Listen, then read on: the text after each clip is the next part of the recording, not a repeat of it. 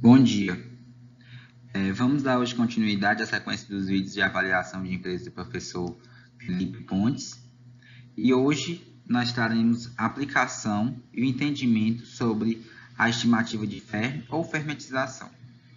Então, irei utilizar um slide utilizado na disciplina de avaliação de empresas do professor Dr. Luiz Felipe Pontes, e que teve como colaboradores eu, Souza Neto, o Ricardo e Thalita. Então, para a gente fazer uma introdução sobre o tema, entender um pouco sobre o que nós vamos tratar, vamos trazer um pouco do nosso cotidiano, ou então para situações que nós nos deparamos ou temos algum conhecimento. Então, quando nós pensamos em casar, em ir trabalhar em uma empresa nova, uma votação, uma partida de futebol, ou até mesmo, graças a Deus a gente não tem tanto esses casos, mas em uma guerra, a gente meio que tenta entender, prever, digamos assim, quem vai ganhar, ou se no casamento, se vai dar certo, ou se aquela empresa é boa para se trabalhar, Então, todos os nossos atos sociais, de certa forma, eles têm um direcionamento. E esse direcionamento, nem sempre eles são 100%, corretos. Mas, digamos assim, eles têm uma intuição, mas que não é 100% ao acaso, não é só o achismo. Então, nós utilizamos uma previsão daquilo que vai acontecer. Mas vamos entender o que é uma previsão. Uma previsão, ela é o ato ou efeito de prever. Então, o próprio nome já está dizendo, você vai tentar enxergar alguma coisa antes de acontecer. Nós temos antecipação de algo que ainda não aconteceu e, como terceira definição, cálculo de tudo que é necessário para a execução de um programa ou de um projeto. Então, nessa previsão, nós iremos trabalhar não apenas com achismo, como eu disse anteriormente, mas iremos trabalhar com informações concretas que irão trazer uma margem de segurança maior para a nossa resolução de problemas. Então, quando entendemos o que é uma previsão, nós temos que ter algumas palavras-chave definidas, Como assim, Souza Neto? Nós vamos basicamente entender que previsão ela não vai ser uma coisa exata, não vai ter uma resolução exata da questão, e que ela também vai ter incertezas. Nem sempre aquilo que eu vou estar prevendo vai bater tão perto da resposta correta, e sempre que ela vai ser uma estimativa. Então, lembrar, previsão, ela vai simplificadamente ser uma estimativa. Então, em vários momentos da vida, como eu disse, nós utilizamos previsões, Nós estimamos alguma coisa. E no mundo dos negócios não é diferente. Muitas vezes, você já ouviu falar, já estudou ou já viu que existem diversos tipos de previsões no mundo dos negócios e que elas são elaboradas de formas complexas, onde elas absorvem bastantes informações e vão poder diminuir essa falha na previsão. Mas e se eu não tiver tempo e nem recurso suficiente para mim poder fazer uma previsão tão complexa? Então, vocês estão aptos a utilizar a técnica de Fermi ou fermentização, que é o que nós vamos falar a partir de agora. A estimativa de Fermi foi construída justamente para que fosse uma avaliação rápida, E que ela pudesse fornecer informações que garantissem uma maximização dos resultados e, por consequência, mostrassem como chegar àquele objetivo.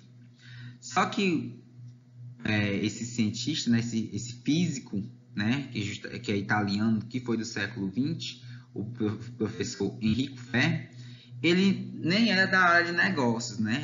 Como eu disse anteriormente, ele era um físico. Porém, ele ficou conhecido, né, por justamente conseguir demonstrar que é possível, sim, estimar valores numéricos com poucas informações, mas que fossem informações que garantissem uma relevância nas suas respostas. Então, nós podemos se basear em alguns passos. O primeiro, decompor as questões em partes menores. Então, você vai ter um problema e você vai quebrar esse problema.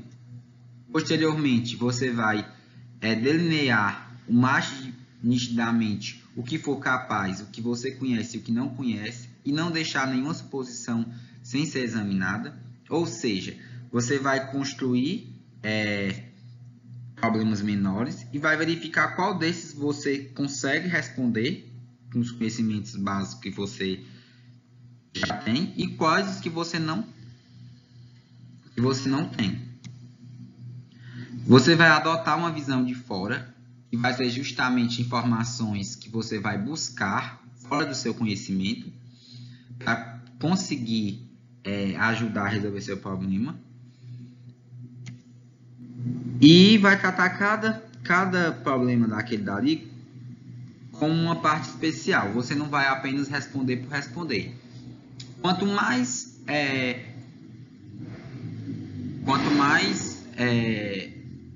priori você dá para uma questão que foi quebrada, mais o seu resultado final pode ser aproximado ao resultado real. Em seguida, adote uma visão de dentro que enfatiza o caráter único do problema. Então, você vai utilizar as informações que você tem e que vão ajudar na resolução daquele problema de uma maneira única. Sexto, explore também a similaridade e diferença entre os seus pontos de vista e os alheios. Então, você sempre vai pensar, não apenas se ludibriar com o que você acha, mas pensar também como as outras pessoas podem pensar isso. A opinião das outras pessoas pode ser diferente. Além do que, se fazer utilizar das informações que outras pessoas têm e que você pode absorver. Sintetize todos esses diferentes pontos de vista numa visão única, tão afiada quanto a de uma libélula. Então, você vai juntar todos os problemas que você conseguiu resolver e vai chegar a um valor, que é o oitavo passo. Finalmente, expresse seu juízo de forma mais precisa que puder, demonstrando a resolução da questão. Então, nós vamos para um exemplo, demonstrando com o seguinte problema. Quantos quilômetros um jogador de futebol percorre durante um jogo? Então, para isso, eu tenho que... A primeira coisa que eu vou pensar é na distância percorrida. Posteriormente, essa distância percorrida ela pode ser quebrada em outros dois problemas. O primeiro dela vai ser a velocidade média do ser humano. E o segundo problema vai ser o tempo em que o jogador está em movimento. Eu resolvendo essas duas questões, eu consigo chegar no resultado que eu busco. Então, nesse intuito, vamos por etapas. Vamos para a velocidade média do ser humano. Então, de uma visão de fora, eu vou buscar a informação que eu posso enriquecer minha resposta no ponto de trazer uma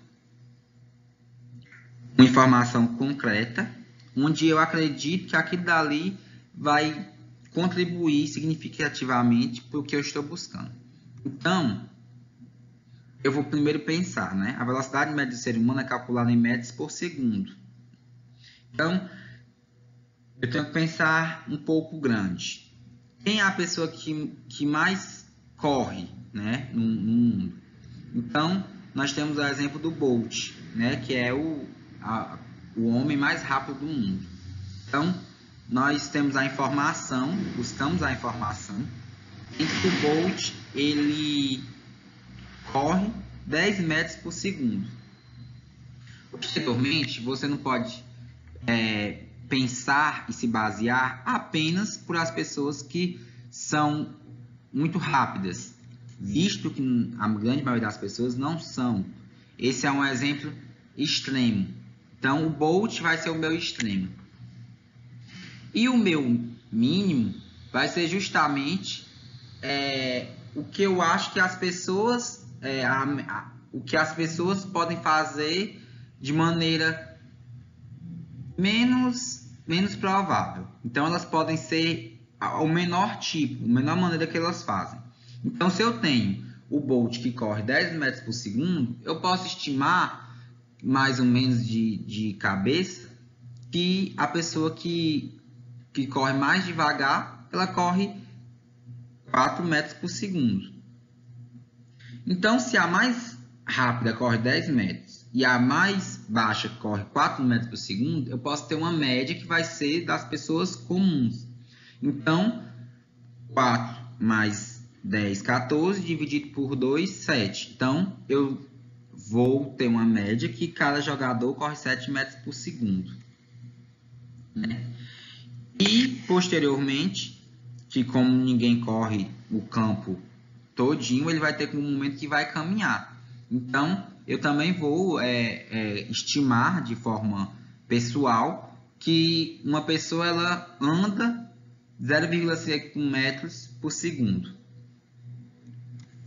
Posteriormente, eu vou para o segundo problema, que é o tempo em que o jogador está em movimento.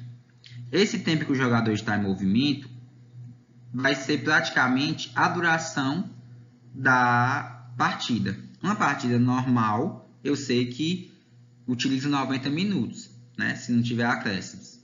Posteriormente, que ela tem essa minutagem fechada, eu tenho que pensar, né? Como é que é o comportamento do jogador no campo.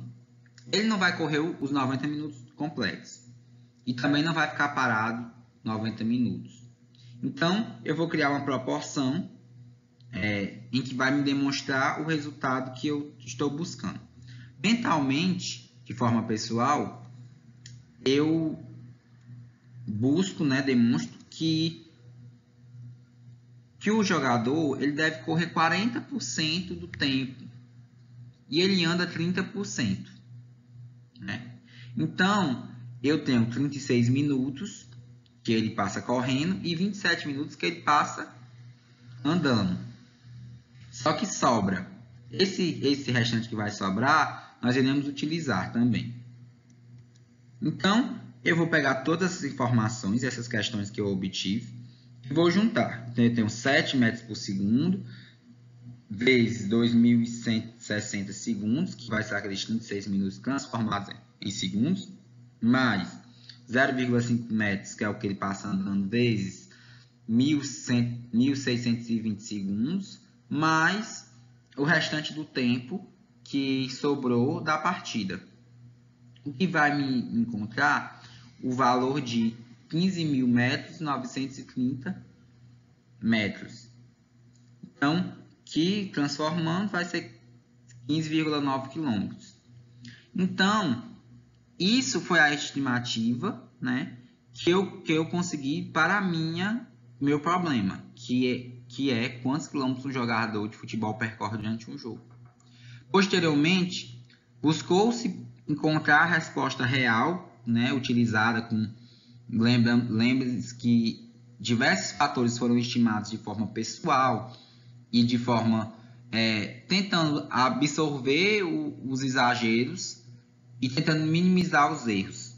Então, buscou-se encontrar essa resposta real a uma comparação e utilizando o site Terra, nós encontramos essa reportagem que fala que um jogador percorre 15 km por jogo. Então, nós não se aproximamos tão perto, mas a nossa margem de erro foi muito pouca. Então, para vocês terem uma noção, como a fermentização é uma técnica muito bem utilizada para conseguir a resolução de problemas rápidos. E para poder auxiliar na tomada de decisão. Então, com esse exemplo, eu espero que vocês tenham entendido e comecem a aplicar nos problemas de vocês. Tenham uma boa tarde e até o próximo vídeo.